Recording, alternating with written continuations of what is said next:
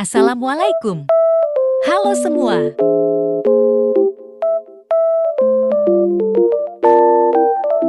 Menurut pendapat Anda pendidikan, inklusi itu solusi atau masalah? Jadi menurut Jelaskan. saya pendidikan inklusi merupakan solusi dalam memberikan pelayanan pendidikan yang diberikan kepada seluruh anak-anak, termasuk anak-anak berkebutuhan khusus atau anak berkelainan.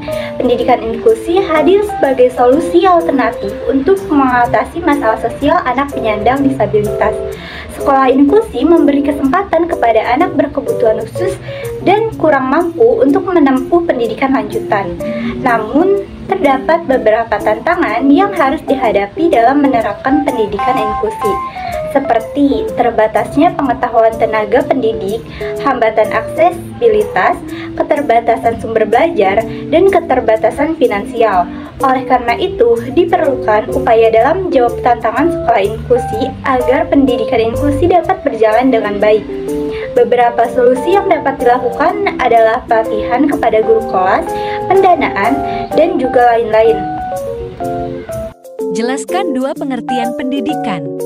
Inklusi menurut para ahli, lalu simpulkan pengertian pendidikan.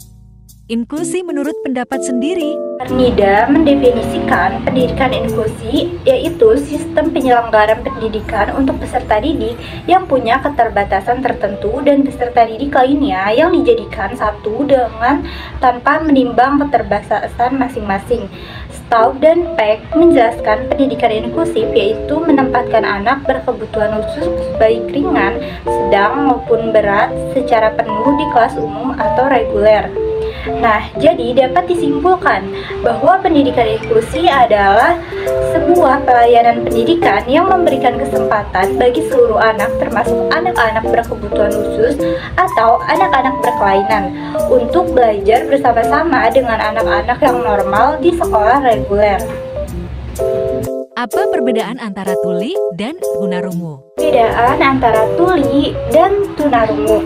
Tuli dan tunarungu adalah dua kondisi yang berbeda meskipun keduanya berkaitan dengan gangguan pendengaran. Tuli merujuk pada orang yang memiliki sedikit kemampuan mendengar atau tidak memilikinya sama sekali.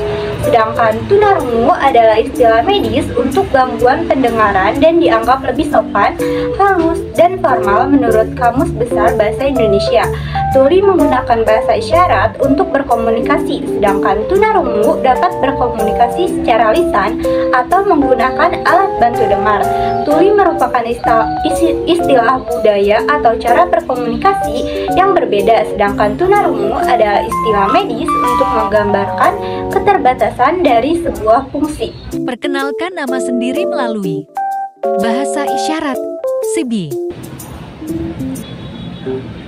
E L I S E T I A W A T I. Bagaimana cara Anda sebagai calon pendidik dalam membantu anak tunagrahita yang belajar di sekolah inklusi? Cara saya sebagai calon pendidik dalam membantu anak tunagrahita yang belajar di sekolah inklusi yaitu dengan cara pertama, pemilihan metode pembelajaran yang sesuai dengan karakteristik anak tunagrahita, seperti menggunakan media pembelajaran yang dapat membantu anak tunagrahita memahami materi dengan pembelajaran yang konkret, visual, dan praktis untuk membantu mereka memahami konsep-konsep pembelajaran. Kedua, membangun kedekatan dengan anak tunagrahita agar mereka merasa nyaman dalam belajar. Ketiga, memberikan lingkungan yang nyaman dan kondusif bagi anak tunagrahita. Terakhir, berikan dukungan emosional dan bimbingan yang positif, dorongan perkembangan kepercayaan diri mereka, dan dorongan mereka untuk mencoba hal-hal baru. Bagaimana cara Anda dalam membantu mahasiswa tunadaksa? Apabila ada di kampus Anda, dalam membantu mahasiswa tunadaksa apabila ada di kampus, yaitu pertama, tunjukkan empati pengertian dan dukungan tanpa menghakimi atau merendahkan. Kedua, tawarkan bantuan, misalnya membuka pintu, membantu membawa barang, atau menemani mereka ke tempat-tempat di kampus. Ketiga, jangan ragu untuk menyapanya terlebih dahulu jika bertemu. Keempat, memberikan lingkungan yang nyaman dan kondusif untuknya. Kelima, berikan dukungan emosional dan dorongan perkembangan kepercayaan diri mereka.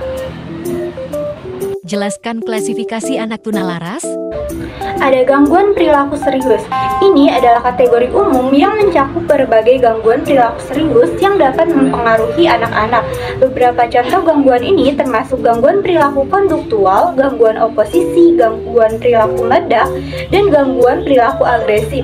Kemudian ada gangguan perilaku konduktual. Anak-anak dengan gangguan perilaku konduktual cenderung menunjukkan perilaku yang melanggar norma sosial dan hukum. Mereka mungkin terlibat dalam perilaku destruktif seperti kekerasan terhadap orang lain, kejahatan, dan perilaku merusak harta benda.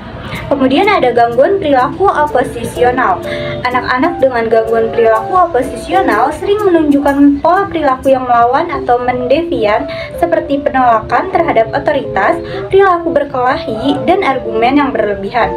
Kemudian ada gangguan perilaku meledak. Ini adalah gangguan yang ditandai dengan kemarahan yang tiba-tiba dan hebat yang seringkali sulit dikendalikan. Anak-anak dengan gangguan ini dapat merusak harta benda atau berperilaku agresif saat merasa marah. Kemudian ada gangguan perilaku agresif. Anak-anak dengan gangguan perilaku ini cenderung menunjukkan perilaku agresif yang melibatkan tindakan fisik atau verbal yang merugikan diri mereka sendiri atau orang lain. Gangguan perilaku kekacauan. Ini adalah kategori yang mencakup gangguan perilaku seperti ADHD dan CD. Kemudian ada gangguan tingkat spektrum autisme. Beberapa anak dengan autisme mungkin menunjukkan perilaku yang sulit dipahami oleh orang, seperti berkomunikasi sosial yang terbatas, minat yang terbatas, dan perubahan rutinitas yang kuat. Jika Anda sebagai pemegang kebijakan, sarana, dan prasarana apa saja yang ingin Anda buat untuk membantu kampus Anda menjadi lebih inklusif untuk mahasiswa disabilitas? Adalah satu, menyediakan alat bantu yang sesuai dengan kebutuhan mahasiswa penyandang disabilitas seperti alat bantu dengar, kursi roda, dan alat bantu lainnya. Kedua, meningkatkan aksesibilitas sarana dan prasarana bagi mahasiswa penyandang disabilitas seperti membangun jalur pejalan kaki, pintu lift, ramp, dan toilet khusus tunadaksa. Ketiga, laboratorium komputer aksesibel. Sediakan komputer dengan perangkat keras dan perangkat lunak yang dirancang untuk mendukung kebutuhan khusus seperti keyboard braille dan perangkat lunak pembaca layar. Terakhir, layanan tercetak dan braille. Sediakan materi kuliah dalam format cetak dan braille jika diperlukan. Terima kasih.